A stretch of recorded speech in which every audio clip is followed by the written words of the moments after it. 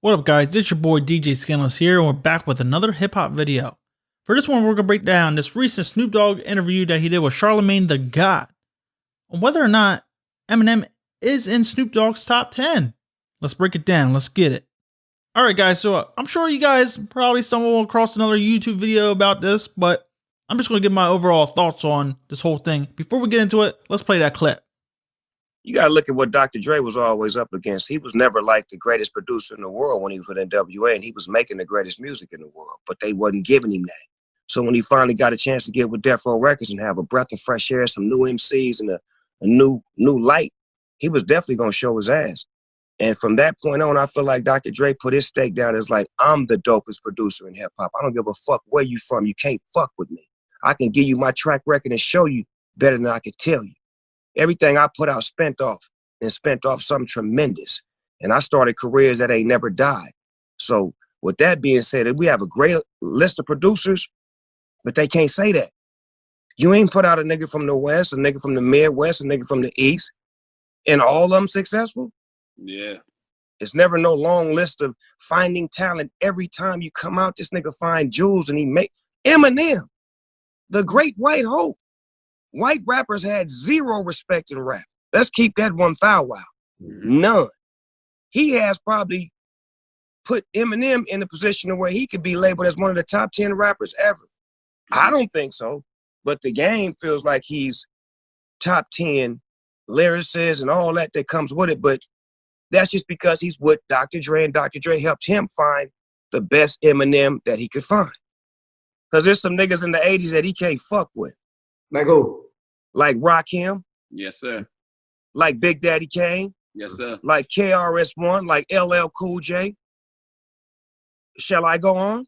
When you talking about this hip-hop shit that I can't live without, I can live without that. So in this, Snoop said that Eminem, the great white hope, white rappers had zero respect in rap. And I feel like that's very much true because before Eminem got into the game, you had Marky Mark, Vanilla Ice as the main rappers that were white. Mostly those guys were just flashes in the pan. They didn't have a very vast catalog of, say, a Dr. Dre, of a Snoop, of an Eminem, 50 Cent, whatever.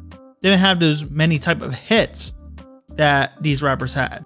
They only had Vanilla Ice's Ice Ice Baby was a hit. That was it. Flashes in the pan. So when Snoop says that white rappers had zero respect in the rap game, that's very much true because back then, it was virtually uncommon for a white rapper to be successful in rap. But then Snoop also says Dre was probably the reason as why he put Eminem in that position where he could be labeled as one of the top 10 rappers ever. And then he also goes on to say that Dr. Dre helped him find the best Eminem that he could find.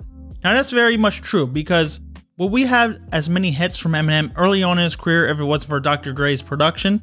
It's very well possible that Eminem could have made the songs on, say, Sony, Def Jam. If he would have got signed to a different label, Eminem very well could have made these songs over different beats and with different producers. Maybe he would have went with Irv Gotti, Swiss Beats.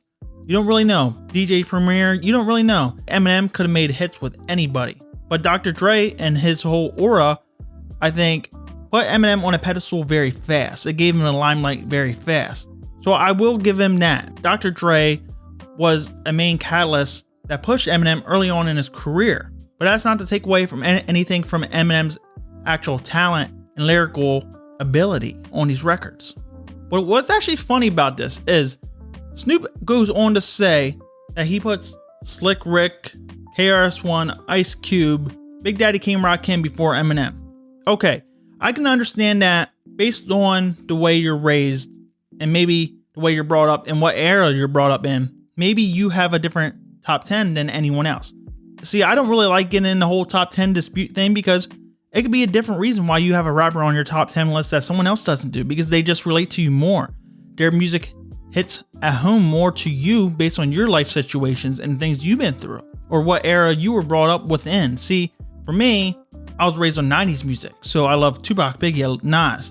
So when Big Daddy Kane and Rakim were all in their prime, I basically did not exist back then. But through YouTube and through Spotify and buying their albums and whatever online and in stores still, I was able to gain an understanding of their type of hip hop and how they progressed it as artists as well. But to me, I'm always going to relate to 90s rap a lot more than modern rap and 80s rap. That's just the way it is. So I can understand from Snoop's standpoint that he likes 80s rappers more so than 90s rappers. But the key thing here is that Snoop was actually on Jimmy Kimmel back in 2017, and he named his top 3 rappers. It was Slick Rick, Ice Cube, and Snoop Dogg.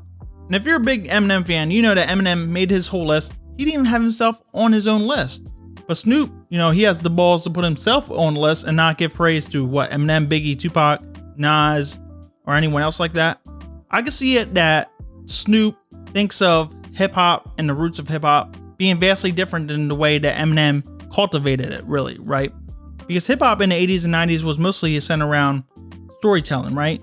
Whether it be about police brutality, be about drug dealing, be about life in the ghetto, coming up through that, coming out of it. And then when you look at Eminem's music, you could say it was more about his mother, more about rapping about pop stars and his beefs with them, rapping about popping pills. It's a very different type of category of rap, I would say. And Eminem appealed to more white fans as opposed to 90s rappers that appealed to blacks and Hispanics, right? So I can understand from that standpoint, Eminem didn't do much to boost the current state of hip hop back then for blacks and Hispanics as well. But I see so many times that people say, oh, well, Eminem, he only got as big as what he was because he was white. He was able to appeal to the white fans. I don't think it really matters what type of fan that you're trying to appeal to. If you're still rhyming, you still have the structure, the flow of a hip hop song, you're still storytelling, that's still hip hop to me. It doesn't matter if you're rapping to black people, brown people, white people, yellow people, it does not matter. But what I find a bit hypocritical here, I love Snoop, and I love Snoop's records that he made with Tupac and Dre and everyone else. But what I find a little bit hypocritical here is, like I said, Snoop put himself on his own top 3 list. Eminem didn't even put himself on his own top 10 list, I think, right? But also, Snoop went at him saying that Dr. Dre is the main reason why Eminem got big. Hello, Snoop, don't you remember that Doggy Style got big because of Dr. Dre, Daz Dillinger, Death Row? You can make the case for any rapper in the game. If they didn't have this record producer, would they be as big? Would Dr. Dre be as big if he didn't have NWA? If he didn't have Eazy-E? If he didn't have MC Ren? You just don't know. Would DMX be as big if he didn't have Swiss Beats? Would Ja Rule be as big if he didn't have Irv Gotti? Would Tupac be as big if he didn't come on with Digital Underground when he did? Would he have even gotten noticed if Digital Underground didn't give him that chance on same song?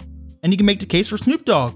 If Snoop Dogg didn't have Dr. Dre for Doggy Style, if Snoop Dogg didn't have his ghostwriters, if Snoop Dogg didn't have Death Row Records, would Snoop Dogg be where he's at today?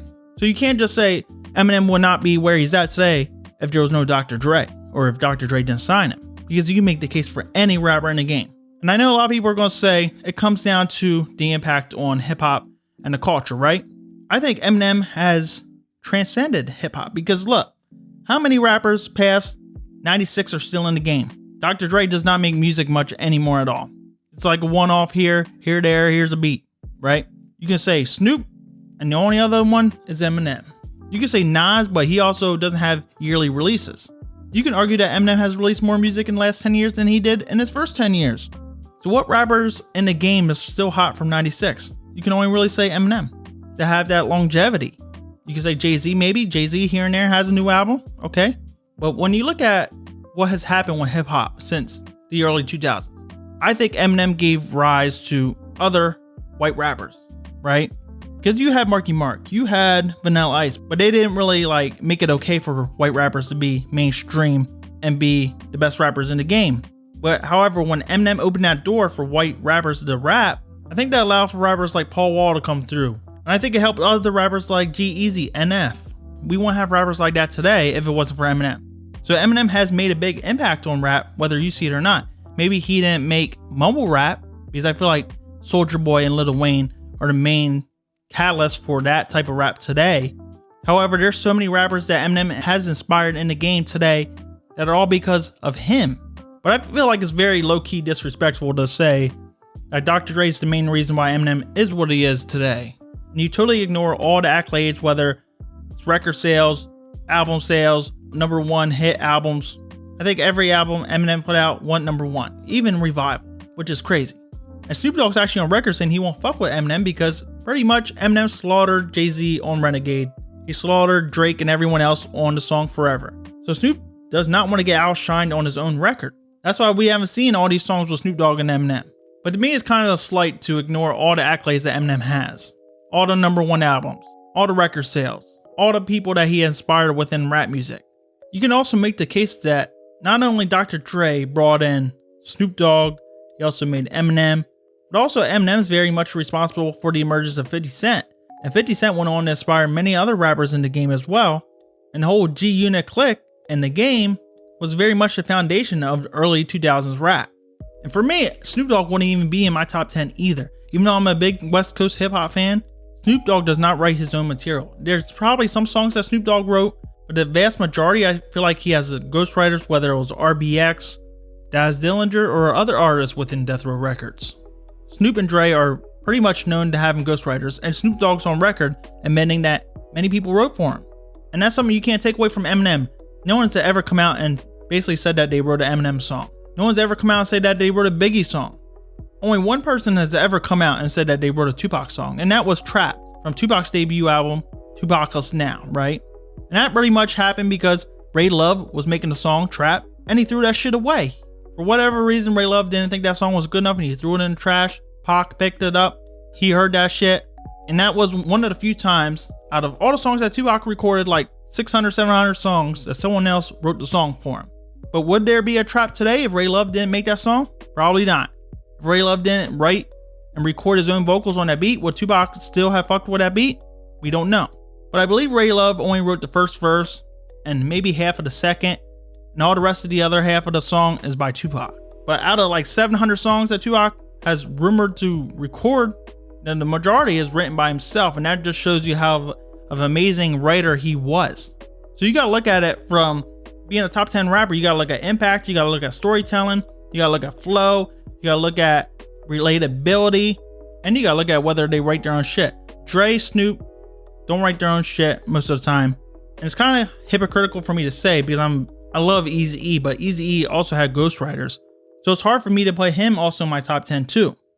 But anyways, guys, drop a comments below how you feel about this. Do you feel like Snoop's out of pocket here going at Eminem? You know, I don't think we'll hear a diss song or anything from Eminem. Maybe Eminem will clap back on Twitter.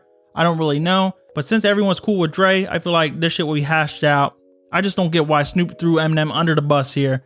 Basically, just like a couple months ago, how he threw shade at Tupac, and you can find that video on my channel where Snoop Dogg's doing the Red Table Talk with Jada Pinkett Smith. But I really just want to know, what does Eminem have to do to be everybody's top rapper? I get it. You don't hear a lot of Eminem songs being bumped in the hood.